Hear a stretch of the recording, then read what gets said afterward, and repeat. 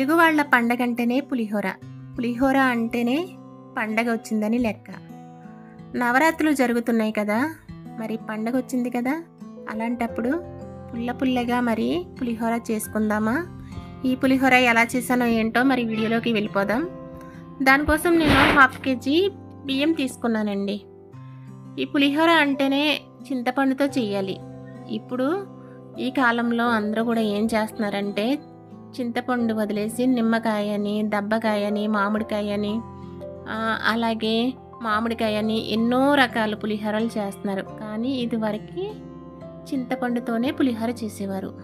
ఈరోజు కూడా నేను అదే చింతపండుతో పులిహోర చేస్తాను. దానికోసం ఈ బియ్యాన్ని బాగా కడిగేసుకుని దీంట్లో ఒక గ్లాస్కి 2 గ్లాస్ వాటర్ వేసి కొంచెం దాంట్లో శనగపప్పు, ఇలా శనగపప్పు కొంచెం ఉడికే బియ్యంలో వేసుకుంటే ఆ శనగపప్పు కూడా కొంచెం ఉడికి బాగుంటుంది. ఇలాగా అన్నాన్ని రైస్ కుక్కర్లో పెట్టేసి ఫస్ట్ ఉడికించుకోవాలి పులిహోర చేసుకోవాలంటే. తర్వాత ఈ అన్నంలోని టేస్ట్ ఎక్కువగా రావాలి, మనకి పులిహోర బాగుండాలి, స్మెల్ బాగుండాలి అంటే దానికోసం ఏం చేయాలంటే కొన్ని ఆవాలు తీసుకుని ఇలాగ మిక్సీ చేసుకుని ఆ ఆవాల పొడి ఇలాగ వేడి వేడి అన్నంలో వేసుకుంటే పులిహోర టేస్ట్ అయితే చాలా బాగుంటుందండి. స్మెల్ కూడా చాలా బాగుంటుంది. ఇది తెలియని వాళ్ళు ఎవరైనా సరే ఒకసారి ఇలాగ ఆవాల పొడి కొట్టి ఇలాగ చల్లుకోండి, చాలా టేస్ట్ బాగుంటుందండి, అది కూడా వేడి అన్నంలో. తర్వాత కొంచెం పసుపు దీంట్లో, అలాగే కొంచెం ఆయిల్, కరివేపాకు, ఇవన్నీ కూడా వేడి అన్నంలో పెట్టేసేయండి. ఈ వేడి అన్నంలో ఇవన్నీ పెట్టేసరికి అన్నానికి ఆ ఫ్లేవర్ అంతా కూడా అలా పట్టేస్తుంది. తర్వాత ఇప్పుడు ఈ అన్నంలో పోపు చేసుకోవడానికి కొంచెం ఆయిల్ తీసుకున్న తర్వాత దీంట్లో మినపప్పు, శనగపప్పు, ఆవాలు, అలాగే పచ్చిమిర్చి, ఎండుమిర్చి, కరివేపాకు, ఇవన్నీ కూడా పోపు కోసం తీసుకోవాలి. అలాగే పల్లీలు, ఇవన్నీ కూడా తీసుకున్న తర్వాత ఈ ఆయిల్లో ఫ్రై చేసేసుకోవాలండి. ఇవన్నీ కూడా ఫ్రై చేసుకున్న తర్వాత చాలామంది ఏం చేస్తారంటే చింతపండు ఉడికించేటప్పుడు ఇవన్నీ కూడా పోపు చేసి ఆ చింతపండులో వేసేస్తారు. అలా అయినా పర్వాలేదు, ఇలాగా పోపు చేసుకుని డైరెక్ట్గా కూడా అన్నంలో కలిపేసుకోవచ్చు. ఇలా కలుపుకునేటప్పుడు మనకి అవసరమైతే ఇంగువ పొడి కూడా వేసుకోవచ్చు, అది మన ఇష్టం అండి.